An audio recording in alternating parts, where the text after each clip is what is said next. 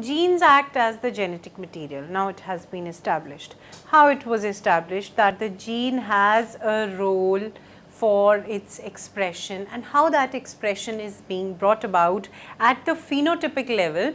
It first came into the knowledge of Garrod in 1902.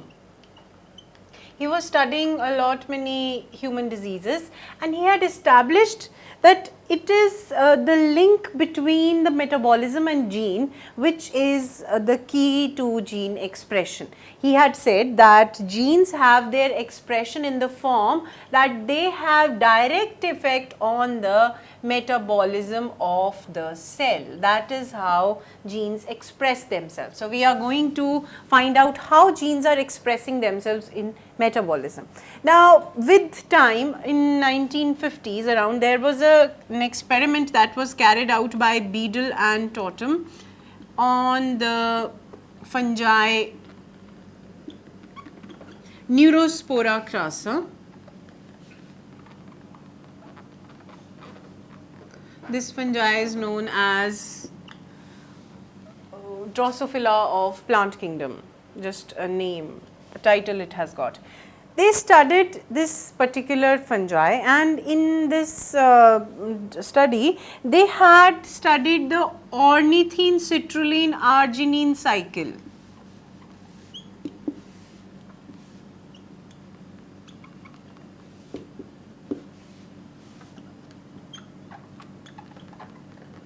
Now, this is a process known as ornithine cycle. In this, what they did is, they took this Neurospora crassa. It is a metabolic process in which ornithine is getting converted to citrulline. Citrulline is further converted to arginine. Now, what they did is, they irradiated with this Neurospora crassa with some X-rays and got mutants. There were certain mutants which survived on arginine, all of them. They could survive in arginine. That means arginine was the final product of the metabolic pathway. Right. Because the mutation takes place at the genetic level, we have studied that when the mutation arises, it is directly affecting the genes, right. So, there must be some alteration in the gene.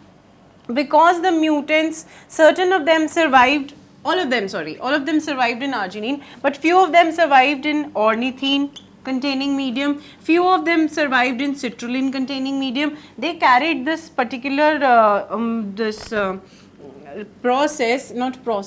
this experiment in 3 stages. There were certain mutants which survived in arginine condition. Type 1 mutant, they survived in arginine, but at the same time they survived in citrulline as well, they survived in ornithine as well. Alright. Or you can put it other way, they didn't survive in ornithine, they didn't survive in citrulline. The other ones didn't survive in ornithine, but they survived in citrulline and arginine. The last ones, they survived in all the conditions, all the mediums which contained ornithine, which contained citrulline, which contained arginine. Now, what we get an idea from over here is that because this is a metabolic process, it would be guided by certain enzyme at these stages. There are 3 types of mutants which were obtained as a result of irradiation by X-rays of Neurospora crassa. The first class of mutants, they survived in arginine. The second class, they survived in citrulline and arginine both. The third class, they survived in everything. Now, at every stage you are needing the enzymes. That means those which did not survive in ornithine when provided with ornithine, when provided with citrulline, but when given arginine, they survived. Okay, so arginine being the final product, but if only given ornithine, they could not metabolize into citrulline, then citrulline could not be metabolized into arginine, and because they did not have the final product, because of that, the mutants did not survive only in the material containing ornithine. They did not survive in the medium containing only citrulline, but they do survive in arginine because arginine is the final product. They could not metabolize this, that is why they did not survive. Now, this is the class of mutants which are surviving in ornithine as well. They could metabolize ornithine to citrulline, citrulline to arginine, they are getting the final product. So, this experiment in a way showed that when the mutation takes place, it is affecting this stage. The mutation occurring at gene level has affected this stage. Now, what is this stage? This stage is nothing but enzymatic activity. That means the gene has direct effect on metabolism by affecting the enzyme.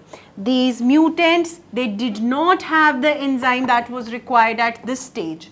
That means the metabolism guiding principle of genes is that they affect enzymes. Now, how do they affect? Supposedly, mutation has come. When we studied mutation, we said that it totally changes the code which is responsible for production of something. That means the enzyme is not being formed. So, it led to the proposition of one gene, one enzyme hypothesis. Later on, with the detailed studies of biomolecules, it was concluded that all enzymes are proteins, but not all proteins are enzymes. So, it was replaced and it said one gene, one protein.